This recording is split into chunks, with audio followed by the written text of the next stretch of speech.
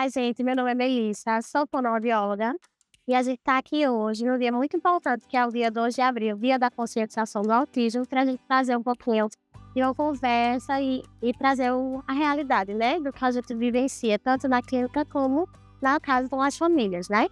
E aí eu trouxe uma mãe que também vai falar para a gente um pouquinho sobre essa experiência. Eu sou G, mãe de Henrique Leonardo, gêmeos de 5 anos. Henrique, nível 3 de suporte não verbal e Leonardo, nível 1 de suporte.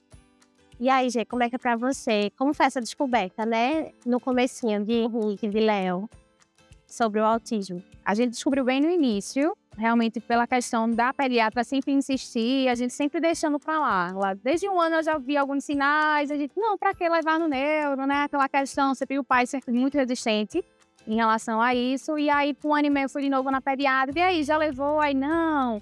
Aí, quando foi no retorno, no final do ano, aí ela puxou no meu pé e eu levei eles, antes de fazer 2 anos. E o neuro já disse que eles eram sem nenhuma pré-avaliação. Na hora a gente disse que doido, né? Essa coisa toda muito precoce. Mas aí a gente entrou nas terapias de uma forma bem precoce, tanto de fono, que Henrique não fala até hoje, ele tem 5 anos. Leonardo já é verbal, mas ele não se comunica, ele não tem essa iniciativa de conversar, só fala o que quer e o que não quer. Mas, pra mim, foi mais leve, a gente vive o luto, mas pro pai, o pai negou em 6 meses, mais ou menos. É muito difícil a gente encarar, né, essa realidade, porque a gente idealiza, a gente espera, né, que quando a gente tem um filho, a gente espera que ele nasça e a gente cria expectativas sobre o futuro, né, e aí quando a gente se depara com uma diferença, né, com algo que não é comum pra gente, a gente se assusta, né, é normal ter um luto. Eu entendo, né, o pai dos meninos, né. Sofre até hoje, né? Ele ainda meio que é meio durão, meio atende os dois hoje. Uhum. E aí, ele é bem resistente. Bem resistente. É, mas aí quando você vai, né, entrando mesmo no que é o autismo, no que é a neurodiversidade, a gente vai, né, tirando alguns rótulos, né, e vendo as capacidades daquela criança, né. Isso. Hoje Léo fala muito, né, e Henrique tá entrando nessa questão da comunicação alternativa, né. Eu acho que a gente precisa criar expectativa nas crianças, né, nas pessoas com autismo, né. Eu gosto muito de conversar sobre o autismo como uma neurodiversidade, né. A gente não pode rotular o autismo como uma deficiência somente, né. Claro que existe o autismo com comorbidades, né, que Que são vai além, né? além A da questão neurológica, da neurodiversidade, né? isso, mas aquela criança é capaz de aprender, né, ela só precisa ser apresentada ao mundo de uma forma diferente. E ser ensinada também, né? Por isso que existem as terapias, tanto a questão da fono, da questão da psicologia ABA, para realmente essa questão comportamental. Então, eu faço a minha parte para que eles possam desenvolver da melhor maneira possível para poder viver em sociedade. Então, rotular, porque ele é autista, porque isso, aquilo, outro, lá em casa não. Eles aprendem, tem que aprender. Isso, e a gente sempre conversa, né, Gê, que, por exemplo, seus filhos têm 5 anos, os dois, mas eles são crianças, né? Então, antes de ter ali o diagnóstico, eles estão se desenvolvendo como crianças. Então, vão ter os momentos de birra, vão ter os momentos Vai de respirar. então, qualquer outra mãe respiraria fundo, mas pensando de uma forma diferente por conta do autismo, né? Mas sem tirar deles essa Responsabilidade de que tem que aprender, né? Que são crianças e que têm limites. exatamente. Tem que existir limites. Hoje aí, já que a gente tá falando sobre essa questão deles aprenderem, né, da forma como eles aprendem, eu queria que tu falasse um pouquinho sobre como foi achar uma escola para eles, né, como foi, eu sei que vocês trocaram de escola, né, iniciaram com a Tempo, como foi esse processo para tu? Então, inicialmente, a gente começou numa escola pequena porque a gente achava que escola grande não traria essa necessidade. Até então, a gente não tinha a questão do diagnóstico deles. Porém, a professora, com a sensibilidade, trouxe aquele olhar, olha, eles têm alguma coisa, vão investigar tudo junto com a pediatra, e foi aí que a gente investigou e teve o diagnóstico. Daí, eu fui para outra escolinha de tempo integral, porque eu precisava desse suporte para poder trabalhar e tirava ele só na hora da terapia. Então, eu ia de salto, correndo, levava muita terapia, ia atender e sempre fazia essa logística. Então, tinha que ser integral. Mas, a partir do momento que eles necessitavam de mais terapias à tarde, aí eu tive que mudar tanto de escola, porque meu medo, até hoje, é eles não se enquadrarem com a realidade de outras crianças e realmente se sentir rejeitado. Então, meu medo era ficar na escola que era boa, de forma integral, porém, eu chegar na alfabetização e eles terem aquele susto, sabe? De quem são esses, e as crianças também não terem esse contato com crianças que no caso de Henrique, não verbal, ou que tem algumas questões que você diz que não, e na cabeça dele é sim, e aí vai, né, aquela questão que eu respiro fundo várias e várias vezes, mas Sim. tem que ir seguindo. Então, na escola que eu escolhi, realmente foi do ensinamento assim, vai entrar e vai ser até o 3º ano. Certo. Então, essa foi a minha cabeça. Vai entrar nessa escola agora, no Infantil 3, e vai ser até o 3º ano, porque aí vai ser a mesma turminha, teoricamente. Se a gente se mudar, e aí as outras coisas vão acontecendo ao longo da vida. Sim. Mas o meu medo era esse. E aí hoje, graças a Deus, assim, e da forma que eles são, e a AT também, mas a AT só veio depois, mas até chegar, realmente, a gente pagava uma escola, mas não tinha um retorno de olhar para os nossos filhos de uma forma diferente. Era como se fosse realmente mais um, ele não quer, então deixa ali, tá dormindo, isso, aquilo, outro. Então, era uma coisa tão vaga que aí eu lutei até conseguir AT para um primeiro, que eu consegui, e depois eu consegui para Leonardo. Mas eu ainda teve esse tempo, porque a gente teve que entrar em medida judicial para poder conseguir, porque a escola não deu o suporte necessário. Disse que não há necessidade e tendo necessidade. Sim.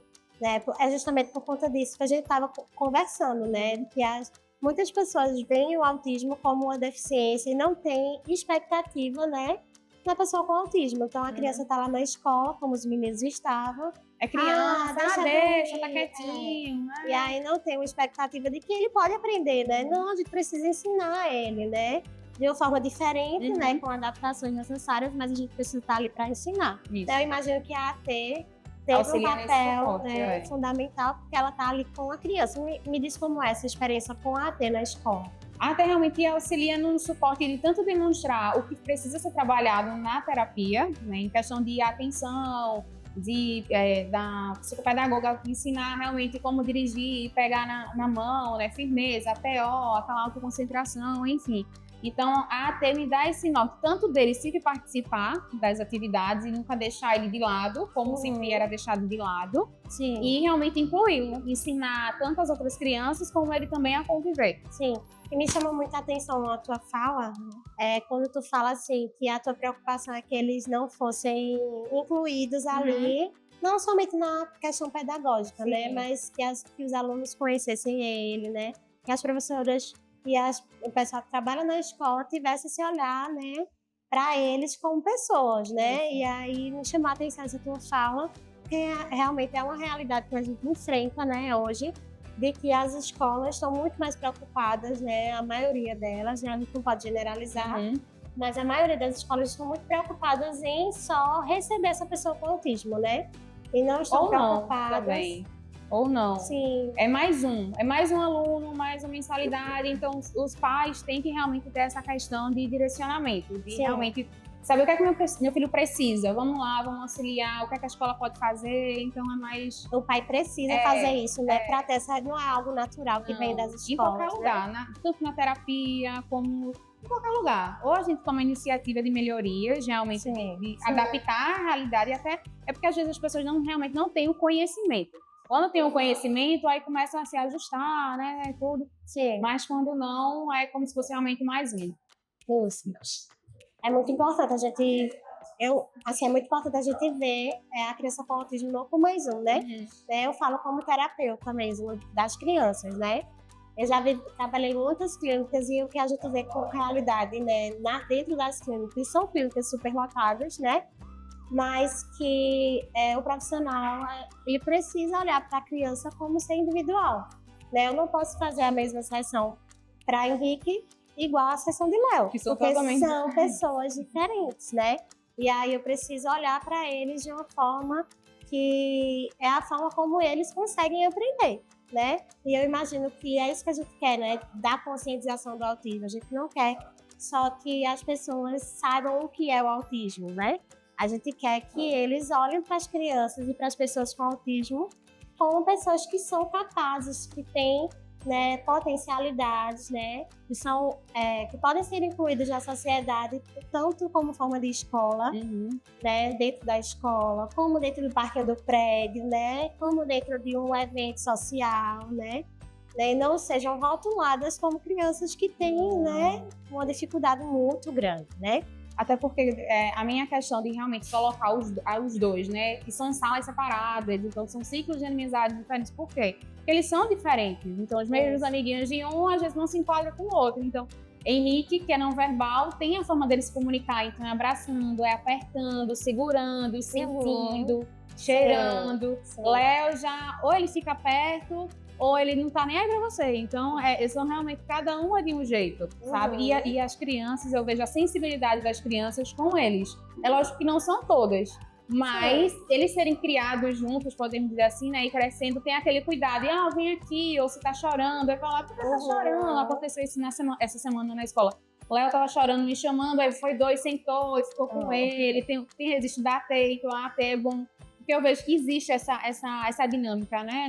Na questão de ele não tá lá só por ir. Se eu levar na escola e voltar. Sim. E essa questão das crianças, é muito legal de ver a visão das crianças, né? Porque elas não têm rótulos, né? Elas veem eles como o Léo e como o Henrique. O Léo fugiu, corre pra buscar Léo. É muito bom isso, né? Eu gosto muito de também trazer essa questão de Henrique, né?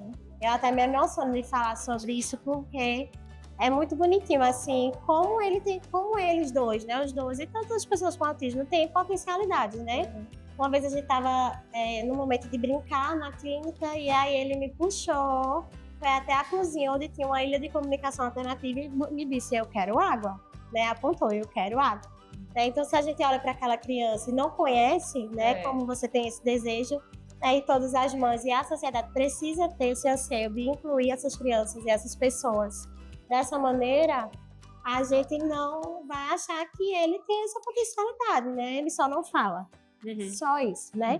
Então, mas e tem muito a dizer, né? Ele tem muito a dizer. Então, a gente precisa realmente estar atento, né? E aí abrir nossa mente e para que a gente perceba que há muita coisa além do diagnóstico, né? As crianças e as pessoas com autismo precisam ser realmente incluídas. Eu, como profissional, gostaria muito, né, que a sociedade visse o autismo, né, de uma forma um pouquinho diferente, né? Todo mundo, né, tem essa informação de que o autismo, né, a definição do autismo, né? Mas eu não tenho o desejo de que as pessoas saibam a definição do autismo, mas entendam que são pessoas que processam a vida de uma forma diferente, né? A gente pode trazer muito, né? E se as pessoas quiserem também conhecer um pouquinho mais sobre a neurodiversidade, né? Eu gosto muito desse termo porque não coloca o autismo dentro de uma caixa, né? Existem diversas possibilidades. A pessoa com autismo pode sim aprender. A pessoa com autismo pode sim evoluir, né? Pode sim trabalhar, pode se namorar, né? E aí, eu gostaria muito que a sociedade, né, quando a criança estiver lá no parquinho, quando a pessoa com autismo estiver jantando no restaurante, não visse aquela pessoa de forma a não achar que ela não seja capaz, né? Mas que ela sim é capaz, né? E aí, Gê, como é que você vê como é que você queria que a sociedade visse o autismo, né? Qual foi a sua dor no início e como é que está sendo agora para você? Para a criação dos meninos, podemos dizer assim, como a gente foi de uma forma bem precoce, eu sempre busquei ter aquela visão assim, onde a gente pode melhorar. Então, a busca nas terapias foi sempre bem pontual. O que é que a gente pode fazer? Fono, a gente sabe que Léo desenvolveu a fala, né? Ele consegue falar, mas não consegue se comunicar. Já Henrique, ele tem realmente essa questão motora, então ele sabe o que ele quer, ele expressa, se voltar atividades, ele já sabe identificar, ler sem gravuras, mas ele não consegue falar. Então, essa é a dificuldade. Então, no passado, o meu receio maior, minha dor maior, era ver as pessoas olharem para eles como coitadinhos, bichinhos, sabe aquela coisa assim? E aí, eu sempre fui de uma forma mais independente, uma forma mais firme, e isso me deixava possessa de ódio. De ódio, assim, né? Sim. E aí, a gente também não pode excluir os filhos da gente. Realmente foi isso que a gente não fez. Foi realmente excluir, foi deixar de sair. Não, a gente sempre fez tudo o que deveria ter feito. Ou queria fazer até mais.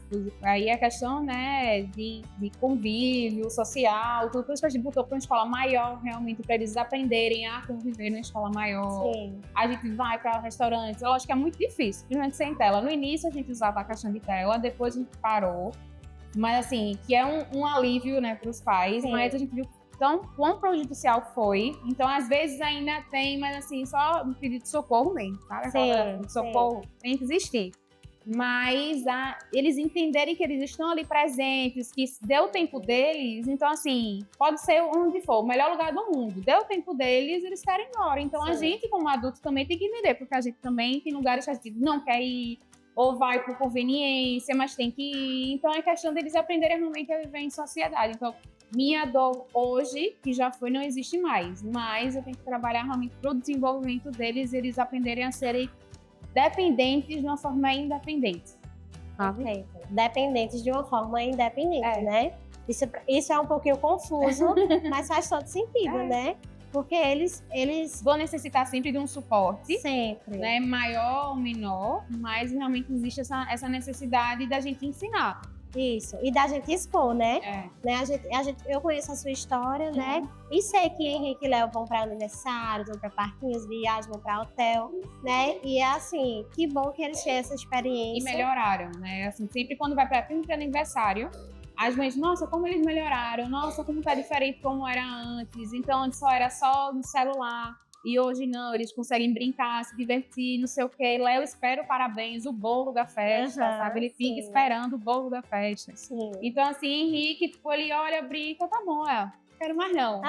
Então, assim, cada um, e a gente sempre leva os dois. E sabe que cada um é de um jeito, tem os amiguinhos. Uma dificuldade que a gente ainda vê hoje, que vai ser trabalhado também, que eu já levei, é que às vezes eles só conhecem as pessoas num local que eles convivem, só na escola, ele só brinca na escola. Então, nos aniversários que ele começou a querer entender que, eita, não é só ali, é fora também. Então, é realmente expor para poder eles aprenderem que não é só, sabe? Aquela coisa assim. Eles terem a experiência fora, né? Para que eles saibam como se comportar naquele ambiente. E na cabecinha deles, oxe, só era ali que eu conhecia aquela pessoa. E agora não é mais, sabe? Então, assim, é ensinar, é isso que acontece na cabeça deles. Exemplo, se ele passar o dia, a semana sem ver a avó é qualquer pessoa. Tipo, uma mulher chegou aqui, mas depois ele, eita, sabe? Ele começa a lembrar, a acessar. Eita, vovó, então não é às vezes uma educação, é porque realmente é que nem uma criança. Porque ele é uma criança típica chegar, ele é assim, daqui a pouco ele se solta. Aí porque o autista em si não pode ter também nessa esse tempo, né? Não, a criança tem. Não. Isso. E aí é bom você trazer isso, porque quando você fala de exposição, de levar os meninos para que eles processem, a gente fala sobre Léo e Henrique, criança, né? Se eles não forem expostos, se outra criança típica que a gente fala, né, que não tem o autismo, não for exposta a estímulos também, não vão aprender, né? É isso que eu quero, assim, desejo muito que a sociedade aprenda e que se conscientize de que não é isolando a criança com autismo que ela vai aprender, né? Quando você fala sobre telas, por exemplo, a tela é uma forma de isolamento, né? Como é que ele vai aprender a se experienciar, né? Então, muitas vezes, quando a gente está no restaurante, uma criança com autismo está correndo pelo restaurante, a gente tem que achar e tem que pensar que ele é uma criança que está descobrindo, né, o mundo. E as crianças são assim, porque se você vê uma criança num restaurante sentadinho bonitinho, tem algum problema. Porque... ou ele está no celular. Eu tá no celular, realmente. Porque é aquela coisa assim, a gente sabe que se for para um restaurante, é para ir comer e ir embora. Porque se for para ficar conversando... Eles vão arrumar o que fazer. Então, assim, o meu desejo é esse, assim.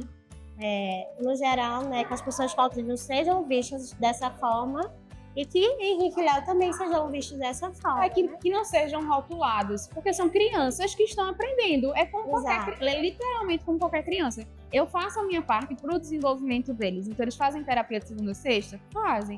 Mas tem um momento de ir para natação, tem um momento de eu dou prioridade. Tem uma festinha de tarde, eu dou prioridade de ir para a festinha, porque lá ele vai estar em sociedade. Então, faz uma coisa ou outra. Que realmente, pronto, amanhã a gente vai poder ir para um lugar que tem lugar de animais, de bichinho, para poder, sabe, ter aquela vivência. A experiência. Porque senão, se for prender, como é que vão realmente viver, né, no futuro? Porque eu não vou estar aqui para sempre. Também é uma dor, né, que eu vou nem pensar. Mas é uma dor, a gente não está aqui para sempre. Então, eu busco, realmente, a questão da saúde, de ver a questão de terapia para minha mente, de ter um médico que realmente oriente de uma forma correta para não surtar. Mas, assim, de uma forma geral e conseguir viver com qualidade de vida para eles, sabe? Sim. Respirar e cuidar deles. E é isso que eu faço hoje. Então, Gê, eu queria agradecer, né? Nosso papo aqui foi muito bom, né? E é o que a gente deseja, né? Que a sociedade veja as pessoas com autismo como únicos, né? Sem rotular, né? E sempre em desenvolvimento. Exato. A gente faz a nossa parte como adultos, que são crianças, para realmente viver em sociedade e serem incluídos da forma que tem que ser. Isso. E se você tem alguma experiência, né, com seu filho com autismo, com seu sobrinho em si, Dificuldades, né? Felicidades também. deixa aqui nos comentários que a gente quer saber e conhecer um pouquinho da sua história.